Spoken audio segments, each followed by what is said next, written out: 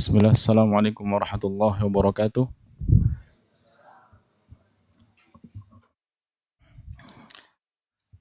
Innal hamdalillah nahmaduhu wa nasta'inuhu wa nastaghfiruh wa natubu ilaihi wa na'udzu billahi min syururi anfusina wa min sayyiati a'malina. May yahdihillahu fala mudilla lahu wa man yudlil fala hadiya lahu. Wa asyhadu an la ilaha illallah wahdahu la syarika lahu wa asyhadu anna Muhammadan 'abduhu wa rasuluh. Ya ayyuhalladzina amanu taqullaha haqqa tuqatih wa la tamutunna illa wa antum muslimun.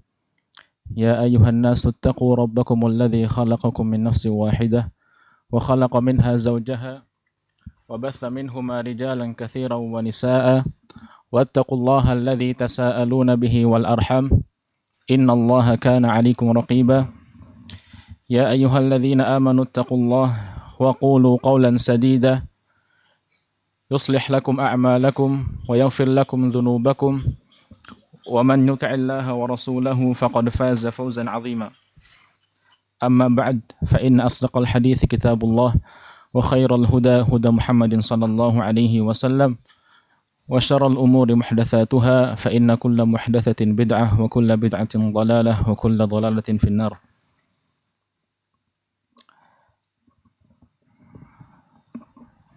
Ma'asyiral muslimin, para hadirin, para santri-santri sekalian yang semoga senantiasa dirahmati oleh Allah Subhanahu wa taala.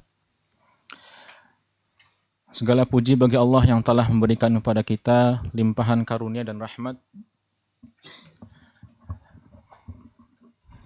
sehingga pada malam hari ini kita bisa sama-sama menjalankan salah satu kewajiban kita sebagai seorang yang beriman, yaitu melaksanakan salat maghrib secara berjamaah. Salawat dan salam semoga senantiasa tercurahkan kepada baginda Nabi kita Nabi Muhammad sallallahu alaihi wasallam dan juga para keluarganya, para sahabatnya, dan mereka yang senantiasa meniti sunnahnya sampai hari kiamat kelak. Amin amin ya rabbal alamin. Pertama, saya ucapkan jazakumullahu khairan kepada Al-Ustadz Zakaria Ahmad, ya, yang telah memberikan saya kesempatan untuk bisa duduk bersama para santri Pondok Pesantren Riyadhus Shalihin Kemeranjen. Sepertinya tidak bisa hadir, ya, karena mungkin mengisi di tempat yang lain. Semoga Allah Subhanahu wa taala memberkahi dan juga menjaga beliau. Amin ya rabbal alamin. Yang kedua, para asatidzah sekalian yang mungkin juga sedang bersama-sama duduk di sini bermajelis ilmu.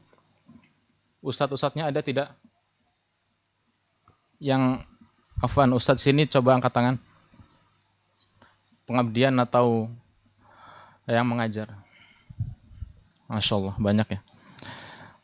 Ya, kita sama-sama saling berbagi ilmu, ya.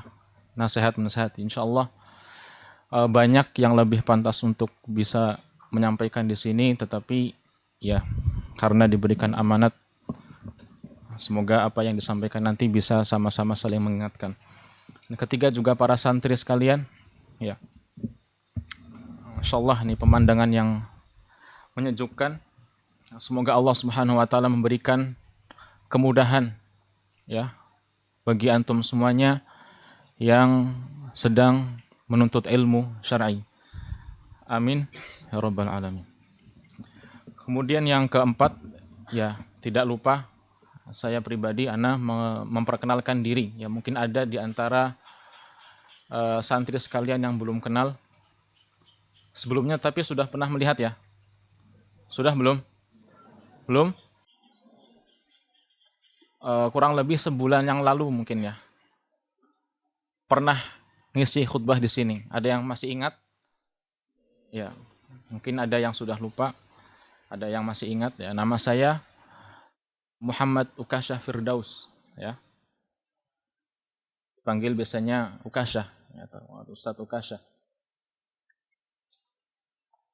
Sekarang masih sama seperti antum sekalian yang ada di sini, ya. Kita sama-sama talibul ilmi, penuntut ilmu. tepatnya di Universitas Islam Madinah. Sekarang masih liburan, insya Allah sepekan lagi berangkat kembali ke sana untuk menimba ilmu ya. Sama-sama kita saling mendoakan semoga diberikan keistiqomahan oleh Allah Subhanahu wa taala dalam menuntut ilmu.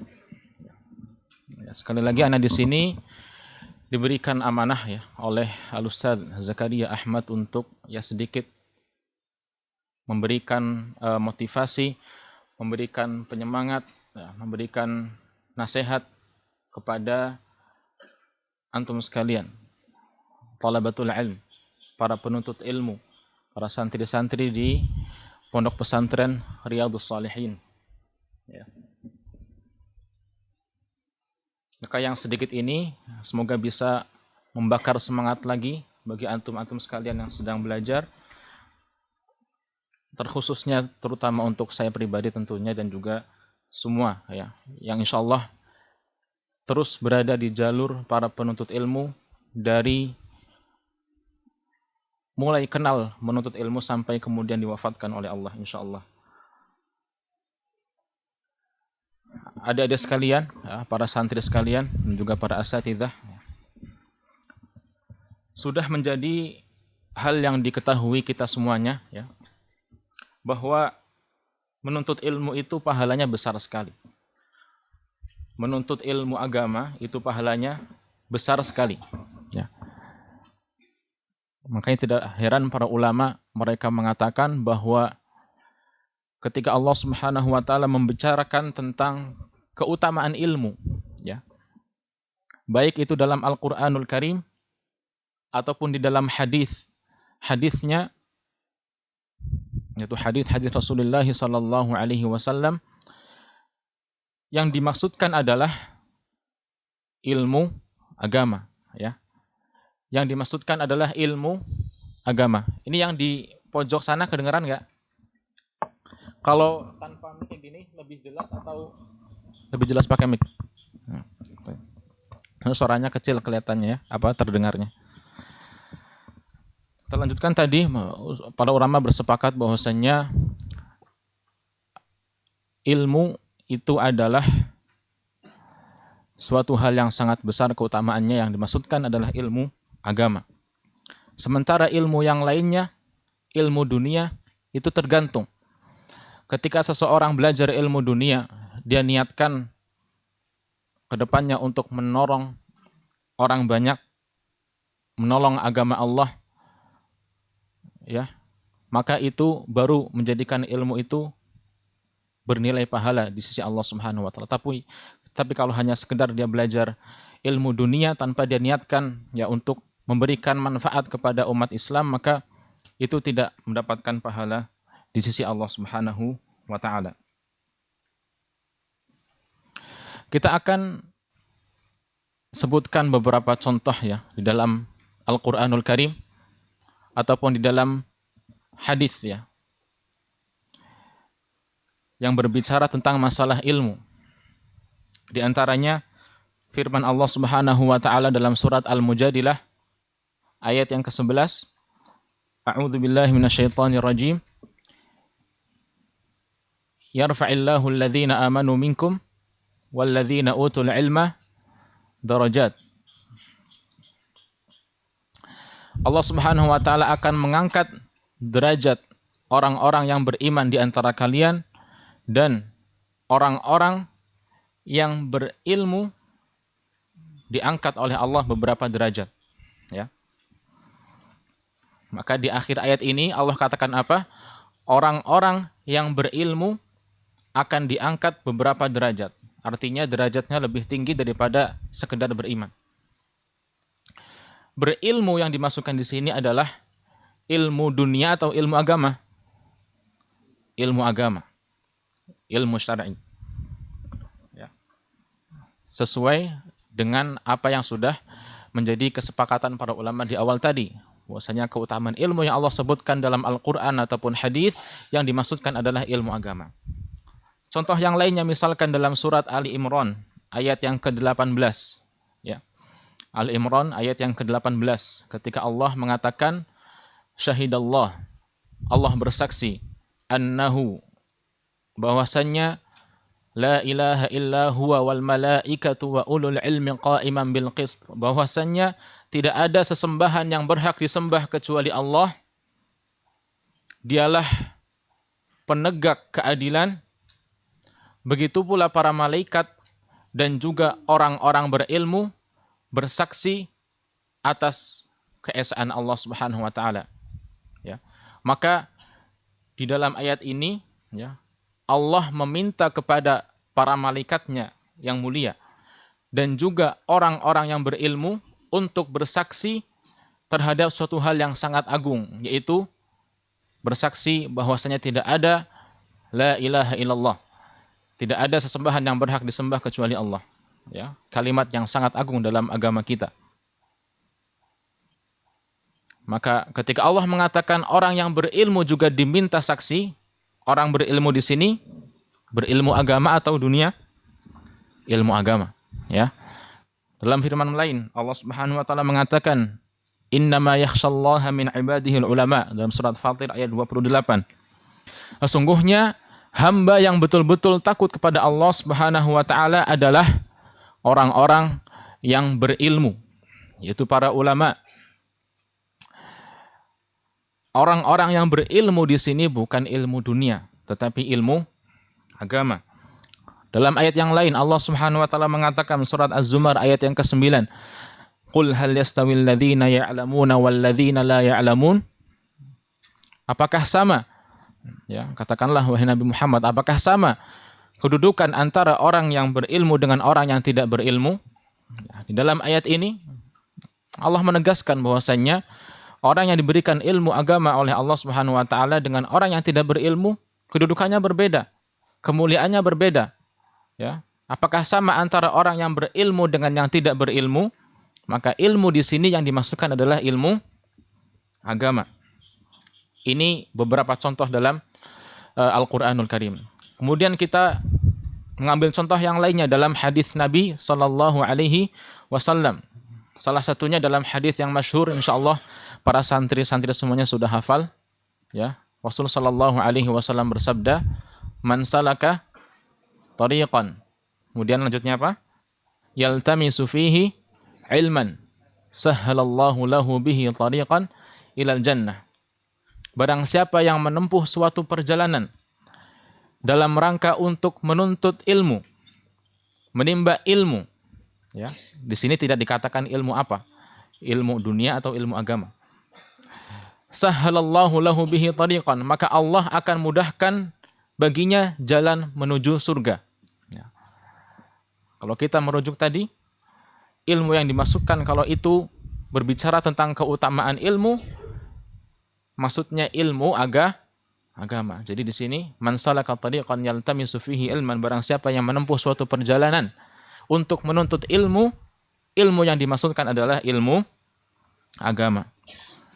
Dalam hadis yang lain, ya, ketika para sahabat meriwayatkan bahwasanya Nabi Shallallahu alaihi wasallam selalu merutinkan doa selepas salat subuh dengan membaca doa Allahumma inna nas'aluka ilman nafi'a wa rizqan thayyiba wa amalan mutaqabbala. Ya. Di dalam ayat ataupun dalam hadis ini Rasul Shallallahu alaihi wasallam berdoa kepada Allah, memohon kepada Allah, ya Allah berikanlah kepadaku ilmu yang bermanfaat, rizki yang baik, dan juga amalan yang diterima.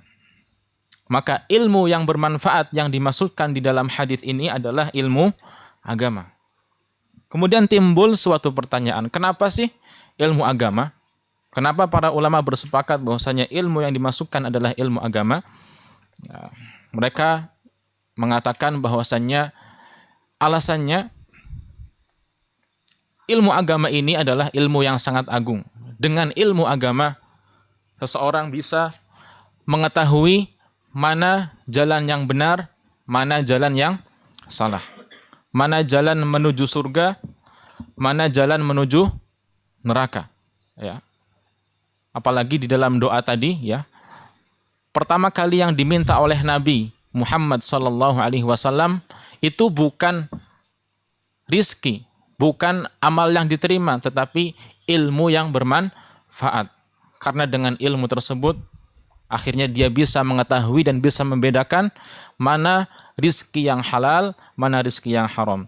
Dengan ilmu tersebut, akhirnya dia bisa membedakan mana amalan yang soleh, mana amalan yang salah, mana amalan yang tidak sesuai tuntunan Nabi kita Nabi Muhammad sallallahu alaihi wasallam. Jadi kita semuanya sepakat ya, sebagaimana para ulama sepakat, semua hadis, semua ayat yang berbicara tentang keutamaan ilmu maksudnya adalah ilmu agama.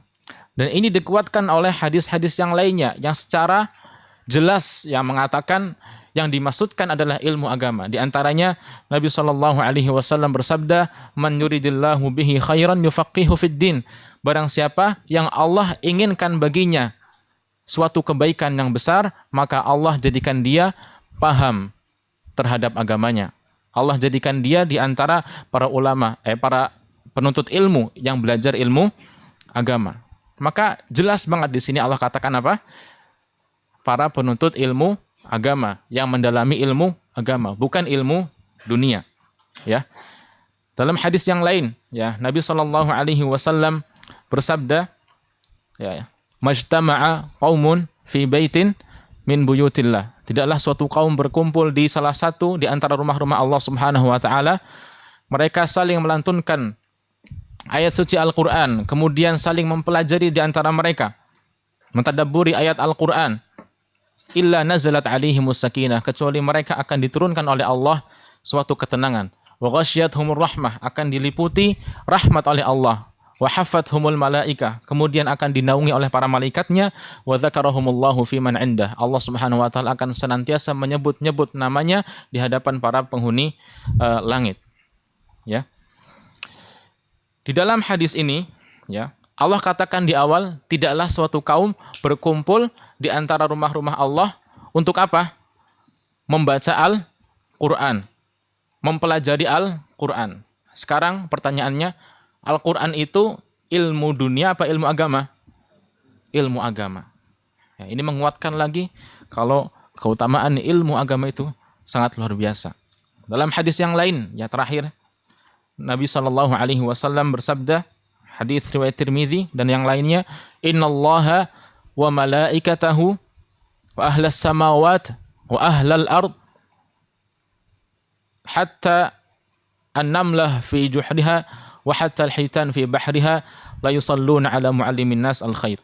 Sesungguhnya Allah dan para malaikatnya, seluruh penghuni langit, seluruh penghuni bumi, sampai ikan-ikan ataupun pertama semut-semut yang ada di sarang-sarangnya, ikan-ikan yang berada di lautan, mereka senantiasa berdoa kepada Allah Subhanahu wa taala agar dosa-dosa orang yang berbuat kebaikan dan mengajarkan kebaikan itu diampuni oleh Allah Subhanahu wa taala.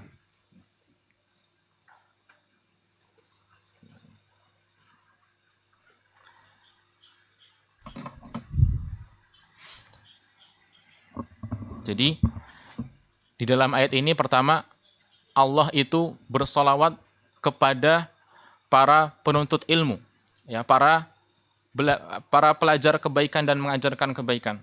Ya. Kata para ulama, ketika Allah bersolawat kepada makhluknya, maksudnya apa? Allah memuji. Ya. Allah memuji, Allah mencintai, dan Allah meridhoi hambanya.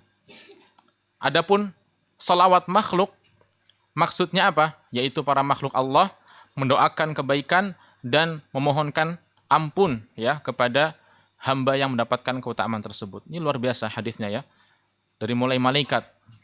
Malaikat semuanya tidak pernah berbuat maksiat, tidak pernah berbuat kesalahan, berdoa, "Ya Allah, hambamu," namanya siapa? Ustaz? Hambamu Yahya di Pondok Pesantren Riyadhus Shalihin sedang mengajarkan kebaikan, ampunilah dosa-dosanya. Ampunilah dosa-dosanya. Luar biasa. Para malaikat semuanya berdoa kepada penuntut ilmu. Ditambah lagi seluruh penghuni langit, seluruh penghuni bumi, sampai semut-semut. Ya, kita harus percaya dengan hadis Nabi karena ini hadisnya hadis yang sahih. Semut yang ada di sarangnya berapa jumlahnya? Ada yang bisa menghitung? Ini baru semut, belum hewan-hewan yang lainnya.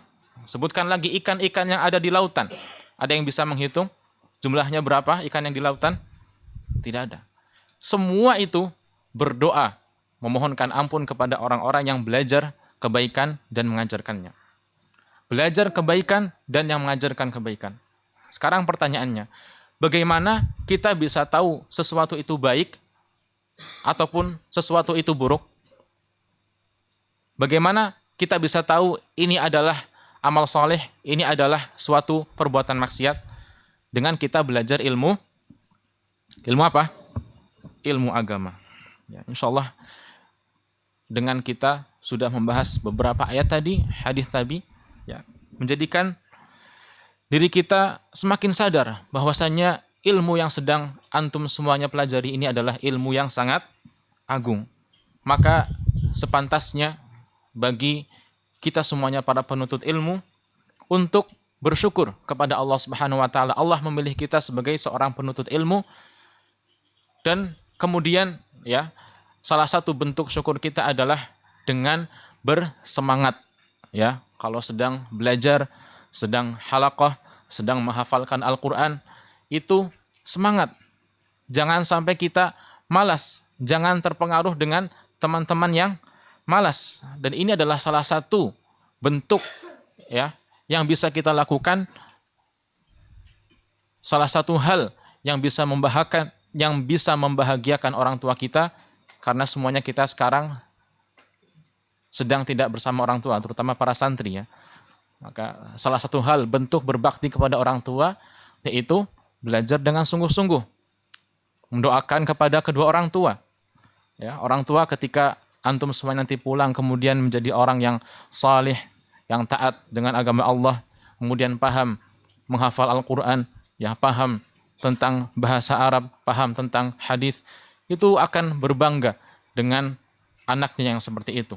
Apalagi senantiasa mendoakan kebaikan kepada kedua orang tua. Ya, ini beberapa keutamaan para penuntut ilmu yang sudah kita jelaskan. Begitu luar biasanya dan agungnya orang-orang yang belajar ilmu agama dan mengajarkannya. Selanjutnya akan timbul bagi bagian kita sebuah pertanyaan. Bagaimana caranya agar kita bisa mendapatkan keutamaan tersebut? Ya. Bagaimana caranya agar ilmu kita menjadi ilmu yang bermanfaat? Di sini ada 3 hal. Nah, kita singkat ya. Ini azannya berapa menit lagi?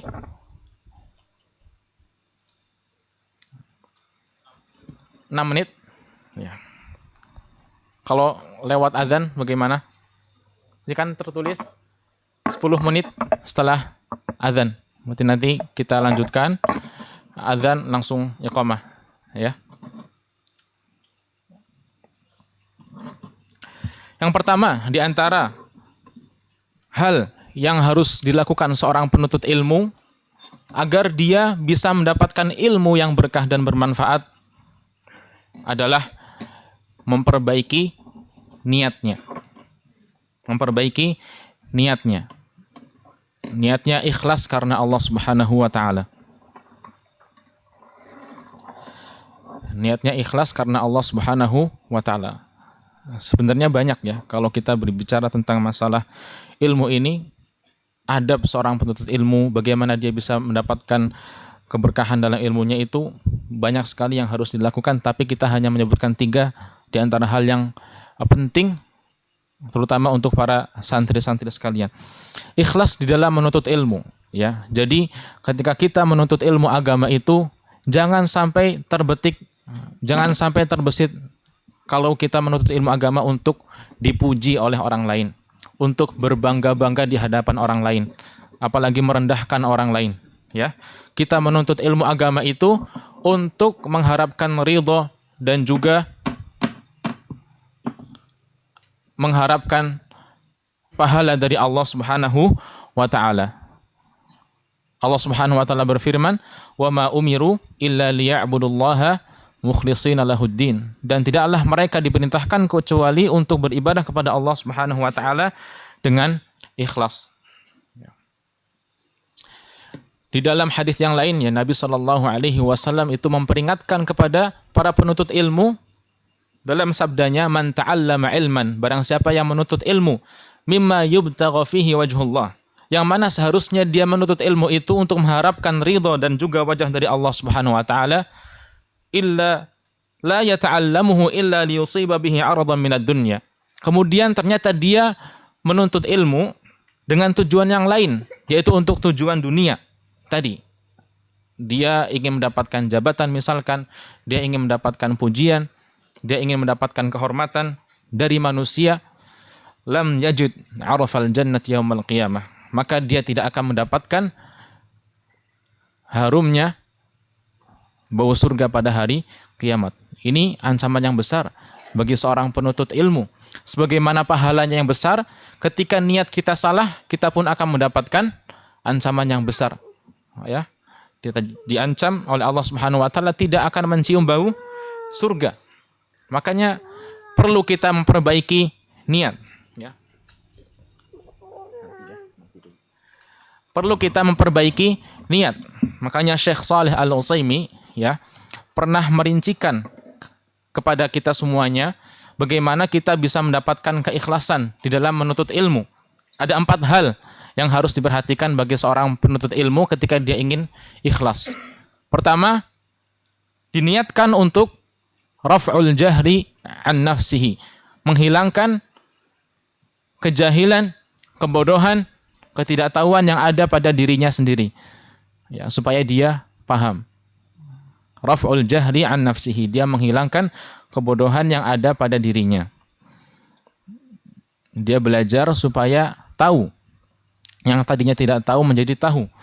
Kemudian yang kedua, raf'ul jahli an ghairihi, dia menghilangkan kebodohan yang ada pada diri orang lain.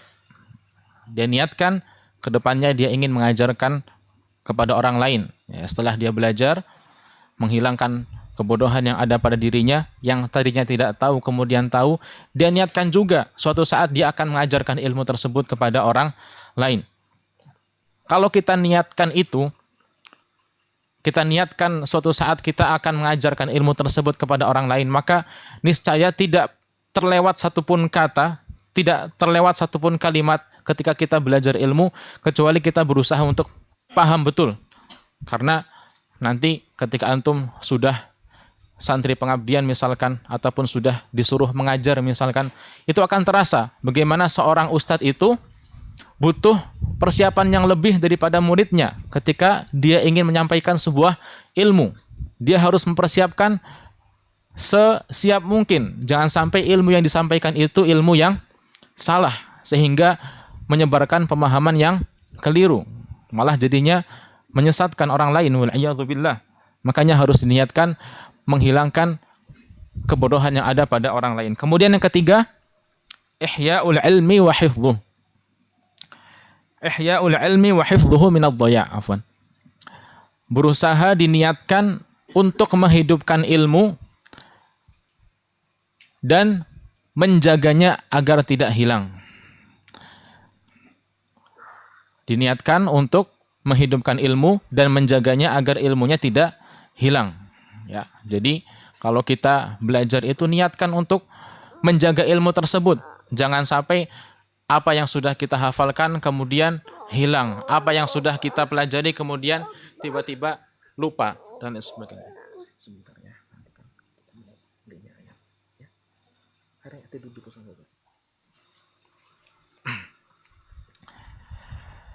Ini yang ketiga, ya. Kita berusaha setelah menghafalkan kita jaga ilmu tersebut, ya. Diniatkan agar ilmu ini kemudian hari kita bisa menyalurkan ilmu ini kepada orang lain karena kita berusaha menjaganya. Yang keempat, al-amalu bil ilmi. Mengamalkan ilmu tersebut, ya. Kita niatkan setelah kita belajar kemudian mengamalkan ilmu yang telah kita pelajari. Ya, kita sudah tahu misalkan mengganggu saudara yang lain itu tidak diperbolehkan, kita amalkan. Mengejek temannya itu tidak boleh, diamalkan. Kemudian meremehkan saudaranya, kita amalkan. Ya, jangan sampai ilmu itu hanya sebatas pengetahuan saja tanpa diamalkan. Ini 4 hal supaya kita bisa ikhlas dalam menuntut ilmu. Jadi niatkan karena Allah, jangan ada niatan untuk dipuji, jangan ada niatan untuk meremehkan orang lain. Ya, sudah bisa bahasa Arab, sudah hafalnya banyak, kemudian berbangga-bangga sama orang lain, meremehkan orang lain yang bacaannya masih salah misalkan, ataupun tidak paham bahasa Arab misalkan, dan lain sebagainya. Yang kedua, ya, di antara hal yang bisa kita lakukan agar mendapatkan keutamaan ilmu yang sudah kita sebutkan, membersihkan diri dari perbuatan dosa dan maksiat. Membersihkan diri dari perbuatan dosa dan maksiat.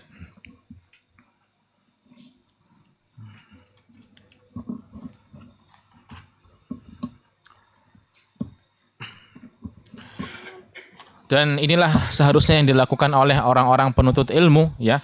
Ketika semakin bertambah ilmu, menjadikan hatinya semakin bersih.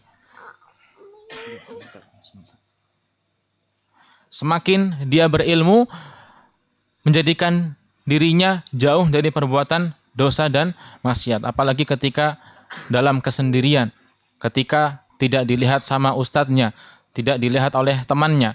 Seharusnya menjadikan seorang santri, seorang penuntut ilmu itu semakin takut sama Allah Subhanahu wa taala. Kalau kita ketika sendiri malah kita merasa nyaman dengan melakukan kemaksiatan, maka ada yang salah dengan ilmu kita. Ilmu kita menjadi tidak berkah, ilmu kita menjadi tidak bermanfaat. Makanya pahalanya besar ketika seseorang bisa menahan hawa nafsunya sementara dia berada dalam kesendirian. Allah Subhanahu wa taala berfirman dalam surat Al-Mulk ayat 12, innal ladzina yakhshawna rabbahum bil ghaibi lahum maghfiratun wa rizqun wa ajrun kabir. Sesungguhnya orang-orang yang takut pada Allah Subhanahu wa taala dalam kesendiriannya, mereka mendapatkan pahala yang besar dan juga ampunan yang besar dari Allah Subhanahu wa taala. Ibaratnya ilmu yang masuk ke dalam hati kita itu seperti air yang dituangkan ke dalam gelas, ya. Semakin hati kita ini bersih dari kotoran dosa dan maksiat, maka ilmu itu akan mudah meresap ke dalam hati kita. Ilmu itu akan mudah masuk ke dalam diri kita, ya. Sebagaimana sebuah gelas, ya, ketika terisi air, tetapi gelasnya ini kotor, banyak tanahnya, banyak lumpurnya. Semakin banyak air yang dituangkan, maka semakin kotor, ya, terlihat jelas kotorannya. Begitu pula ketika kita ingin menuntut ilmu agama, berusaha untuk membersihkan jiwa kita, membersihkan hati kita dari kotoran dosa dan maksiat, sehingga kemudian ilmu itu bisa masuk dengan mudah dan akan dipermudah oleh Allah Subhanahu wa taala. Dan yang terakhir, ya, kiat agar kita bisa mendapatkan keutamaan ilmu yang luar biasa adalah berusaha untuk berteman dengan teman yang baik.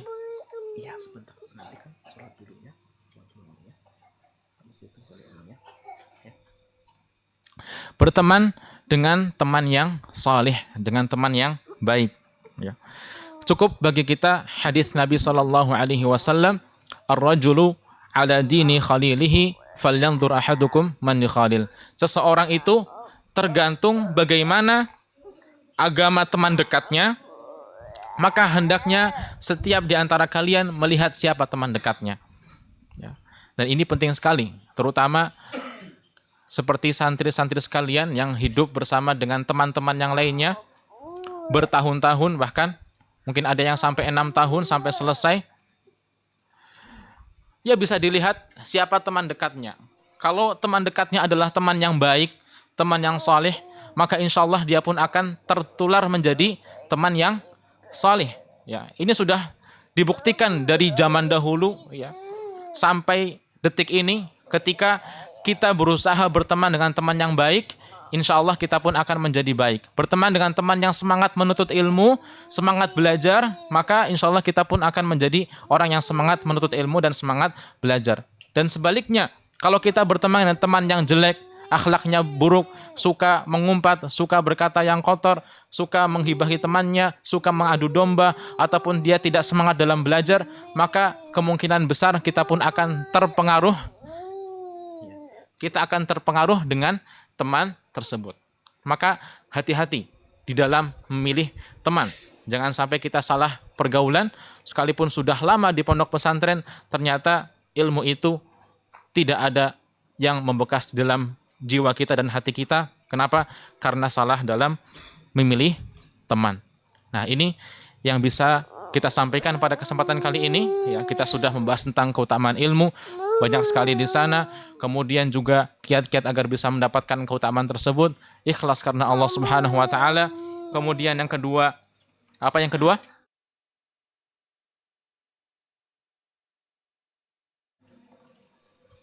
Menjauhkan diri dari perbuatan dosa dan maksiat sehingga hati menjadi bersih dan ilmu akan meresap dengan mudah. Dan yang ketiga adalah berteman dengan teman yang baik. Ya. Mungkin sampai sini yang bisa kita sampaikan pada kesempatan kali ini. Semoga bermanfaat bagi adik-adik sekalian, santri-santri sekalian. Mari kita sama-sama akhiri majlis kita di malam hari ini dengan membaca doa kafaratul majlis. Subhanakallahumma wa bihamdik asyhadu an la ilaha illa anta astaghfiruka wa atubu ilaik. Assalamualaikum warahmatullahi wabarakatuh.